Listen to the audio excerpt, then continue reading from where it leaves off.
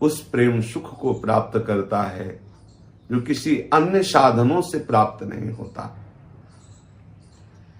ये मनुष्य शरीर केवल भगवत प्रेम प्राप्त करने के लिए मिला है, ये बात आप समझ लीजिए।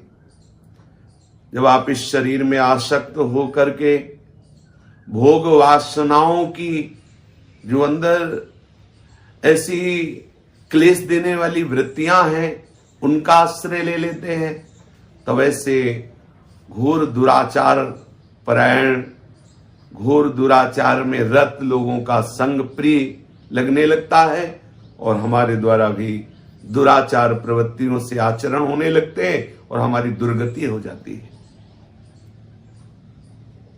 अगर आप वास्तविक परमानंद में डूबना चाहते हैं तो यत्पाद पंकज पलास विलास भक्त्या कर्माशयं ग्रथितमुद्ग्रथयन्ति सन्तः तद्वन्न रिक्तमतयो यतयोऽपि रुद्ध श्रोतो गणास्तमरणं भज वासुदेवम्।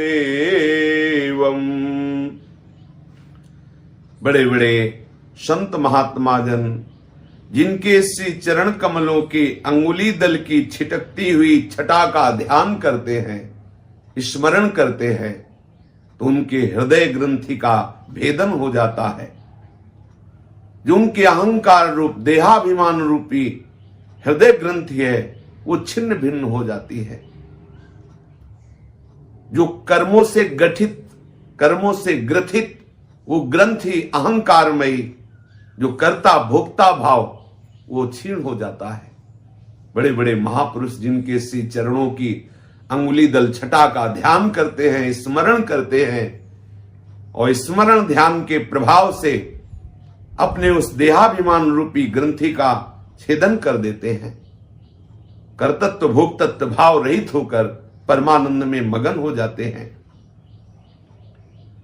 समस्त जो इंद्रियों की चंचलता, विषयों की तरफ आकर्षण है, वो शांत हो जाता है। कितनी अद्भुत महिमा है।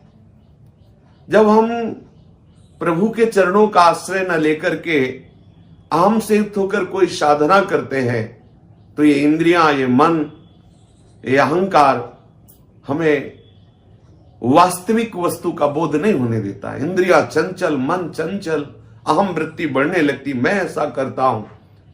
लेकिन वही उपासक जब प्रभु के चरणों का आश्रय ले लेता है, उनके श्री चरणों की अंगुली दल की छटा का ध्यान करता है, दैन्य भाव से उनके नाम का स्मरण मानो पुकार रहा है प्रभु को, तो प्रभु की कृपा से इंद्रियां शांत होने लगती हैं, मन की चंचलता शांत होने लगती है। हृदय में एक अद्भुत विश्राम, एक अद्भुत निर्भयता, एक अद्भुत निश्चिंतता प्रभु के चरण बल से आने लगती है। उसके समस्त कर्म छिन्न भिन्न हो जाते हैं, इंद्रियां प्रत्याहार शांत हो जाती है, अंतःकरण निर्विषय होने लगता है और सबके आश्रय प्रभु उसके हृदय में प्रकाशित हो जाते हैं। यह हमारे मनुष्य जीवन का परम लाभ है। पर जो ऐसा नहीं करते तो बुरे आचरणों में रत हो जाते हैं। कल की चर्चा में था, ऐसे ऐसे आचरण करने वाले भयानक प्रेत योनि को प्राप्त होते हैं। 84 लाख योनियों में एक प्रेत योनि है। प्रेत योनि में भी कई प्रकार हैं, ब्रह्म राक्षस और अग्नि बेताल चुड़ैल, कई ऐसा जो महान कष्ट देने वाले हैं। अगर आप भगवद आश्रित होकर भजन नहीं करेंगे तो आप ऐसी अशुभ योनियों को प्राप्त होंगे। जब कोई जीव जो कर्म कल वर्णन किए गए उन कर्मों के अनुसार प्रेत योनि को प्राप्त होता है, तो जो भूत प्रेत आदि का शरीर होता है वो वायु प्रधान होता है। ये मनुष्य शरीर में किसी भी द्वार से प्रवेश कर सकते हैं, आंख से, कान से, त्वचा से, किसी भी द्वार से प्रवेश कर जाते हैं और ये प्रवेश करके मनुष्य को बहुत क्लेश देते हैं। जब किसी के ये शरीर में प्रवेश होते हैं तो इनका वास होता अहम की वृत्ति में। मैं इसमें तो जीवात्मा वास करता, तदात्म भाव जीवात्मा करता है उस अहंकार में, मैं में। लेकिन उस अहम की वृत्ति में ये प्रेत जाकर के अपना वास बना लेता है और वहीं से वो समस्त इंद्रिय आदि पर शासन करता है। वो जैसा चाहता है वैसा व्यवहार उससे कराता है, इंद्रियों को अपने अनुसार चलाता है। फिर वो प्रेत कभी कभी कर्मों का भोग प्रकट होने पर एक शरीर में कई प्रेत आकर के वास कर देते हैं और उसको महान कष्ट देते हैं। पर यह है कि भूत प्रेत सबको नहीं सताते। ये स्वतंत्र नहीं कि जिसको बनाया उसके ऊपर चढ़ गए, उसे क्लेश देने लगे। ये मल द्वार से, मूत्र द्वार से, नेत्र द्वार से, घ्राणेन्द्रिय के द्वार से, श्रवणेन्द्रिय के द्वार से, त्वगेन्द्रिय से ये प्रवेश कर जाते हैं। अहम वृत्ति में जाकर के इंद्रियों पर शासन करते, नाना प्रकार के क्लेश उस शरीर को देते हैं। लेकिन ये हर एक शरीर में प्रवेश नहीं हो सकते, इनके ऊपर शासन ये मनमानी नहीं कर सकते।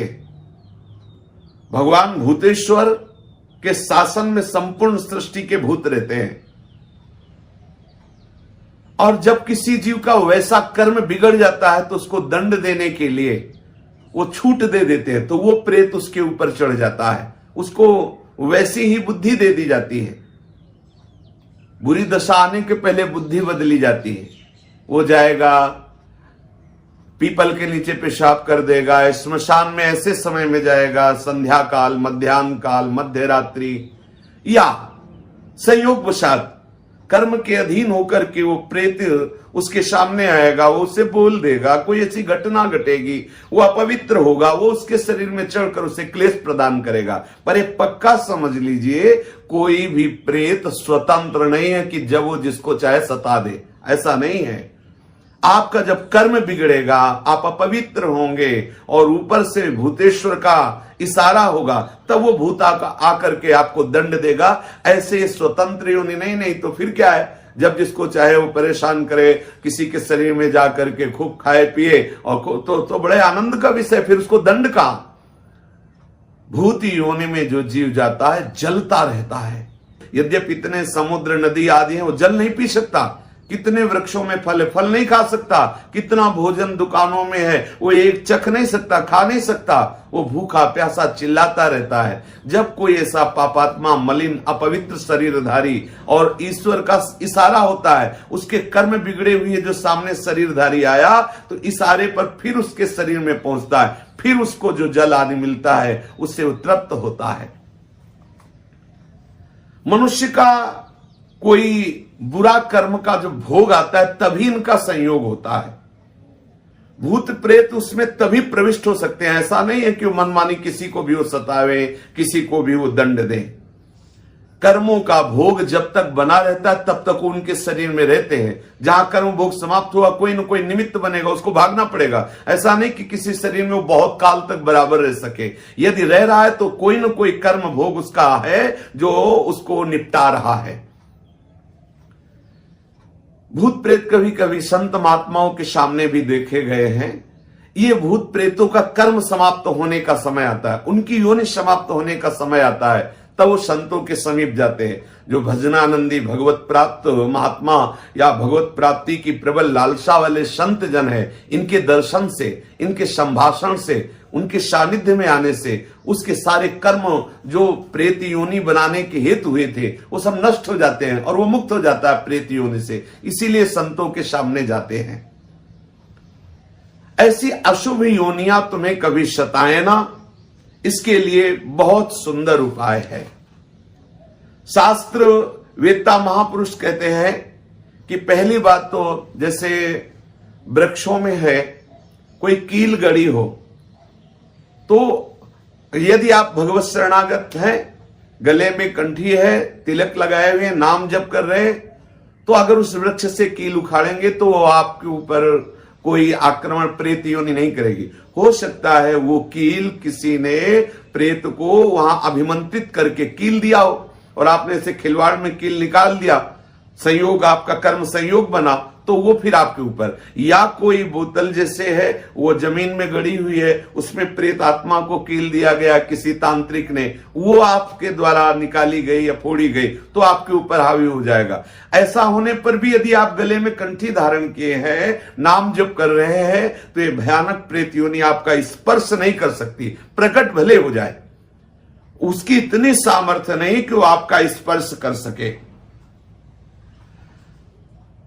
प्रेत योनि तभी आक्रमण करती जब आप अपवित्र होंगे, मुंह जूठा होगा, आप अपवित्र होंगे, आप भगवत विस्मरण किए होंगे, गले में कंठी नहीं होगी, आप भगवत आश्रित नहीं, तभी ऐसा होता है। एक प्रातःकालीन बेला पर घूमने गए थे तो एक भयानक प्रेत प्रकट हुआ, तो घबरा गए, गिर गए।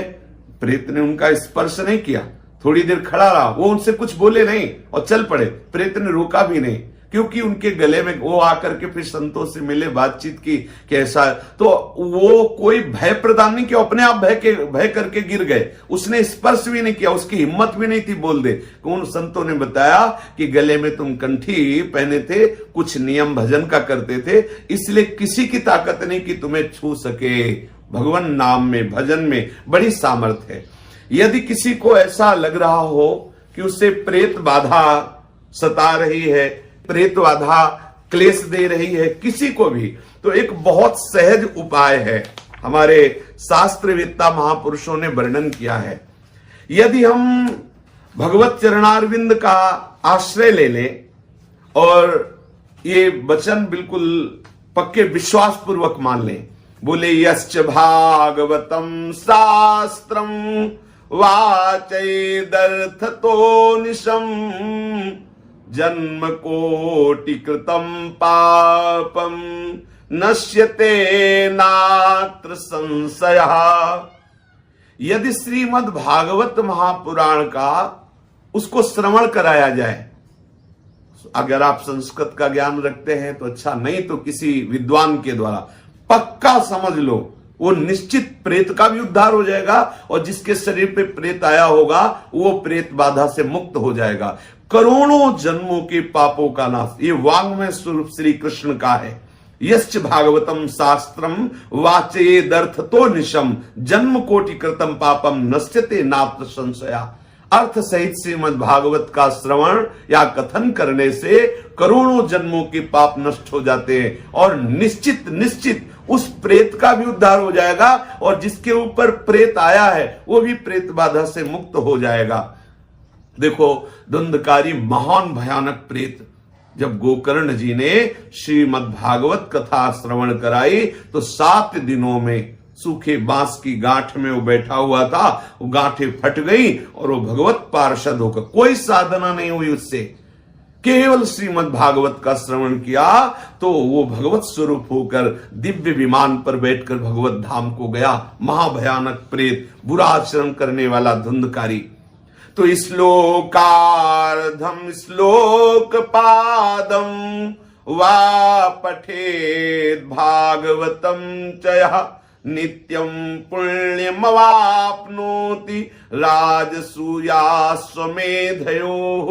जो पुरुष एक श्लोक याद कर ले भागवत का, मानो संस्कृत का ज्ञान नहीं है, तो एक श्लोक, कृष्णाय वासुदेवाय हरये परमात्मने प्रणत क्लेशनाशाय गोविंदाय नमो नमः, आधा श्लोक इतना ही बोल दे, कृष्णाय वासुदेवाय हरये परमात्मने। सामने आपके चाहे जितना भयानक प्रेत हो टिकेगा नहीं। श्री कृष्ण का वाग्मय स्वरूप, महामंत्र स्वरूप श्रीमद् भागवत है। एक श्लोक, आधा श्लोक यदि आप उच्चारण करते हैं तो राजसूय अश्वमेध आदि यज्ञों का फल स्वाभाविक आपको प्राप्त हो जाता है। कोई भय आपके सामने टिक नहीं सकता, कोई बंधन आपको बांध नहीं सकता। आप उच्चारण करके तो देखिए, आप रट करके तो देखिए। बोले उक्तम भागवतम नित्यम कृतं च हरिचिंतनम तुलसी पोषणम चैव धेनूनां सेवनम समम। ये महामहिमा में उपाय है जो श्रीमद् भागवत के श्लोक का, श्री ठाकुर जी की सेवा, उनका चिंतन, श्री प्रिया प्रीतम की सेवा, राधा नाम की सेवा, ठाकुर सेवा, शालीग्राम सेवा, इनका चिंतन, या तुलसी जी का सिंचन, तुलसी जी की आरती, तुलसी जी की सेवा, गौ माता की सेवा, ये जो करता है तो कभी उसे कोई बाधा परास्त नहीं कर सकती। प्रेत आदि तो स्पर्श ही नहीं कर सकते। जो ठाकुर सेवा करते हैं, गले में तुलसी धारण करते हैं, श्रीमद् भागवत का श्लोक याद किए हुए हैं, और जो हरि चिंतन करते हैं, गौ को ग्रास देते हैं, चारा देते हैं, सेवा कर, ऐसे पुरुषों को प्रेत छू नहीं सकते। हाँ, अपना उद्धार कराने के लिए सामने प्रकट हो सकते हैं। बोले अंत काले तु ये नैव श्रूयते सुख शास्त्रवाक् प्रीत्या तस्यैव वैकुंठम गोविंदोपि प्रयच्छति। यदि किसी का शरीर पूरा हो रहा हो और आप उसको भागवत के श्लोक सुना दे, वो सीधे प्रभु के धाम को जाएगा। बड़ी महिमा है।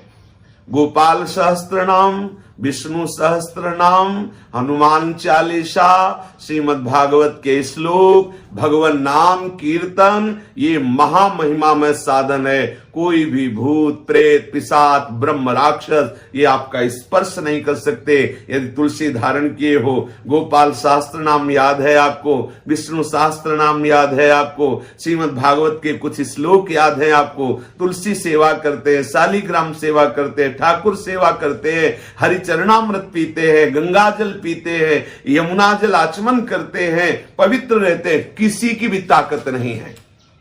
भगवान नाम कीर्तन करने वाले को कोई सामर्थ्यशाली त्रिभुवन में नहीं जो परास्त कर सके।